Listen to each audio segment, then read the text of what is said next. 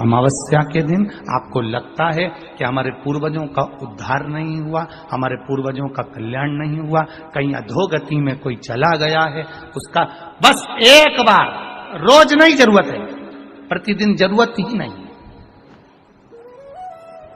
महीने में एक बार अगर अमावस्या के दिन भी आपने चंदन के थोड़ा सा चंदन अगर मेरे देवाधिदेव महादेव को 7 स्थान पर समर्पित किया है।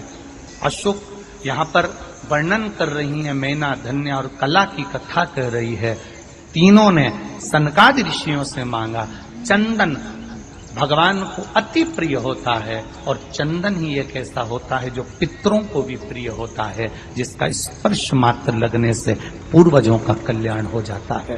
वो चंदन का 7 स्थान शिवलिंग के बताए हैं, जहां पर भूल से भी अगर कोई चंदन की उंगलियां लगा देता है, 7 स्थान ऐसे हैं जहां चंदन की मात्र उंगलियां लगा देने से ही शिव पितृलोक के पितरों को मुक्ति प्रदान करके वैकुंठ लोक का निवास दे देते हैं।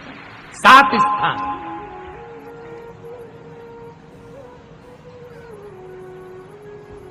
और वो 7 स्थान जो चंदन के बताए गए हैं, पहला भगवान देवाधिदेव महादेव के शिवलिंग पर चंदन का लेपन। समझ लेना जरा बहुत अच्छे से। आपको लगता है स्वप्न में कोई मुर्दे दिख रहे हैं, या कोई जल रहा है, या कोई मर रहा है, या कोई चला गया है, ऐसा भय लगता है। बच्चों को मानी भेजूंगी ऐसा हो जाएगा, पति को मानी भेजूंगी ऐसा हो जाएगा, कोई हमारे कोई गलत तो नहीं कर रहा है, आपको लगता है। 7 स्थान चंदन के बताएं महाराज। पहला शिवलिंग, दूसरा जहां गणेश जी का स्थान है, मालूम है ना सबको, जम के बोलो जरा, मालूम है ना सबको, जहां गणेश जी का स्थान है वहां अलग से गणेश जी बैठे, वहां नहीं। शिवलिंग में जलाधारी के ठीक सामने राइट में गणेश, लेफ्ट में कार्तिकेय, बीच में अशोक सुंदरी। तो पहला चंदन बाबा के शिवलिंग पर, दूसरा गणेश जी पर चंदन की उंगली, तीसरा षडानंद कार्तिकेय पर चंदन की उंगली, चौथा अशोक सुंदरी पर चंदन की उंगली, पांचवा जलाधारी पर चंदन की उंगली, छठा जो शिवलिंग का जल बह रहा है इसके ठीक विपरीत की ओर चंदन की उंगली, और 7वां चंदन नंदी के मस्तक के ऊपर जो 2 सींग लगे रहते हैं उस पर चंदन की उंगली। ये कब लगाई जाती है? या तो अमावस्या के दिन आपको लगता है कि हमारे पूर्वजों का उद्धार नहीं हुआ, हमारे पूर्वजों का कल्याण नहीं हुआ, कहीं अधोगति में कोई चला गया है, उसका बस एक बार, रोज नहीं जरूरत है, प्रतिदिन जरूरत ही नहीं, महीने में एक बार अगर अमावस्या के दिन भी आपने चंदन के थोड़ा सा चंदन अगर मेरे देवाधिदेव महादेव को 7 स्थान पर समर्पित किया है। अशोक यहाँ पर वर्णन कर रही है, मैना, धन्य और कला की कथा कर रही है। तीनों ने सनकादि ऋषियों से मांगा। चंदन भगवान को अति प्रिय होता है और चंदन ही एक ऐसा होता है जो पितरों को भी प्रिय होता है, जिसका स्पर्श मात्र लगने से पूर्वजों का कल्याण हो जाता है। वो चंदन का। आपके घर में पितृदोष है, आपको ऐसा महसूस होता है, आपको लगता है, तो किसी भी नवरात्रि के पहले जो अमावस्या पड़ती है, मान लो अपन अमावस्या पड़ी, आप एक अंदाजा लगाइए, तो जिस दिन अमावस्या रहे उस दिन चावल की कटोरी में एक कपूर का टुकड़ा रख दीजिए महाराज, छोटा सा, और कपूर का टुकड़ा रखकर उस कपूर को दरवाजे के बाहर कटोरी में ही, चावल रखी हुई कटोरी में ही उसको पितरों का स्मरण कर कर जला दीजिए। और जलाने के बाद उस चावल को कहीं भी किसी भी वृक्ष की छांव में पक्षियों के लिए डाल दीजिए। शिव महापुराण की कथा कहती है, अगर मान लो पितृ आपको कष्ट दे रहे हैं, पितृ आपको तकलीफ दे रहे हैं, कोई काम नहीं होने दे रहे हैं, या कहीं आपको ऐसा लगता है कि पितरों का दोष है, तो वो पितृदोष देवी, अब ये जो आप करेंगे ये कब कर रहे हैं? अमावस्या के दिन आप उसको रख रहे हैं। अमावस्या के दिन उसको रखकर रात भर आपने रखा कपूर के साथ में, सुबह एकम पड़ गई, नवरात्रि लग गई, उसी दिन उसको जलाकर आपने पटक दिया। अर्थात उससे देवी और पितृ इन दोनों का आशीर्वाद जो प्राप्त होता है, तो घर में से पितृदोष समाप्त होकर लक्ष्मी की वृद्धि प्रारंभ हो जाती है, कार्य में सिद्धता आ जाती है। मान लो अगर पितृदोष है तो करो, नहीं है बड़े अलमस्ती से रहो, तो ये पितृदोष का स्मरण। तो यहां शास्त्र कह रहा है कि पितरों का जो लोक होता है, पितर जो लोक होता है, उस पितृलोक में 64 योगिनियां प्रवेश नहीं करती। शिव महापुराण कर रही है, शंकर की कथा कर रही है। एक छोटा सा उपाय अवश्य करिएगा। मान लो आपको लग रहा है कि आपके घर में पितृदोष है, आपको ऐसा महसूस होता है, अमावस्या पड़ती है, चावल की कटोरी में एक कपूर का टुकड़ा रख दीजिए, मान छोटा सा, और कपूर का टुकड़ा रखकर उस कपूर को दरवाजे के बाहर कटोरी में ही, चावल रखी हुई कटोरी में ही उसको पितरों का स्मरण कर कर जला दीजिए। और जलाने के बाद उस चावल को कहीं भी किसी भी वृक्ष की छांव में पक्षियों के लिए डाल दीजिए। शिव महापुराण की कथा कहती है, अगर मान लो पितृ आपको कष्ट दे रहे हैं, पितृ आपको तकलीफ दे रहे हैं, कोई काम नहीं होने दे रहे हैं, या कहीं आपको ऐसा लगता है कि पितरों का दोष है, तो वो पितृदोष देवी, अब ये जो आप करेंगे ये कब कर रहे हैं? अमावस्या के दिन आप उसको रख रहे हैं। अमावस्या के दिन उसको रखकर रात भर आपने रखा कपूर के साथ में, सुबह एकम पड़ गई, उसी दिन उसको जलाकर आपने पटक दिया। अर्थात उससे देवी और पितृ इन दोनों का आशीर्वाद जो प्राप्त होता है, तो घर में से पितृदोष समाप्त होकर लक्ष्मी की वृद्धि प्रारंभ हो जाती है। अमावस्या के दिन प्रदोष काल में, प्रदोष के समय पर, प्रदोष काल में शाम के समय पर जाकर किसी भी नदी, तालाब, बावड़ी, कुआं, कहीं ना कहीं जो आपके पास में हो, वहां पर एक घी का दिया, बत्ती का मुंह दक्षिण की ओर कर कर अवश्य जला कर जाना, सारे पितृ दोष समाप्त हो जाएगा। अगर नदी, तालाब, बावड़ी, कुआं नहीं है तो पीपल का वृक्ष हो या बेलपत्री का वृक्ष हो या बट का वृक्ष हो, उसके नीचे लगा दो प्रदोष काल में। पर अमावस्या के दिन लगाएं जरूर। क्यों? क्योंकि अमावस्या 16 दिन तक पितृ मृत्यु लोक में आने के बाद में भोजन ग्रहण करते हैं।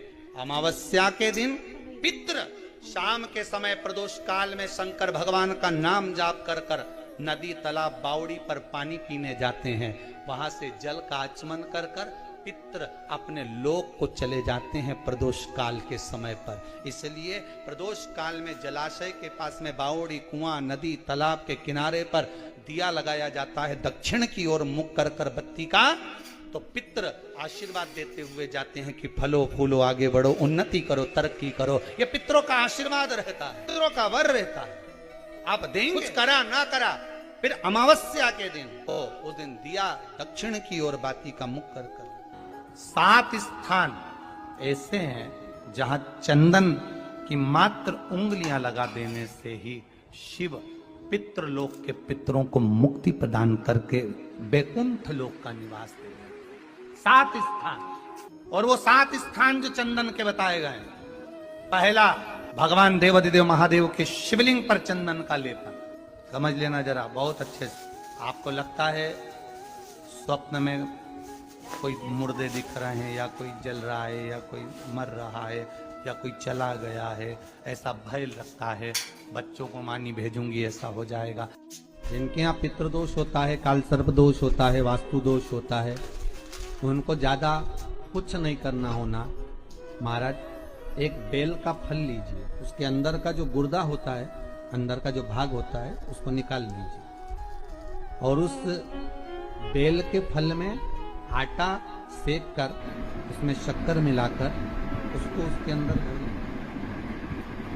अमावस्या के दिन सुबह 10 बजे से पहले उसको अपने घर में घुमाने के बाद में जिसको काल सर्प दोष बताया है, पितृदोष बताया है, या वास्तु दोष का स्मरण बताया है, घर में सब दूर घुमाकर अपने परिवार का हाथ का स्पर्श कराकर पीपल के पेड़ के नीचे का खड्डा खोदकर उस बेलपत्र के उस फल को दाब दीजिए। महाराज केवल एक अमावस्या करना रहता है, पितरों के दोष से मुक्ति मिलती है और हमारे घर के कार्य सफल होना प्रारंभ हो जाता है।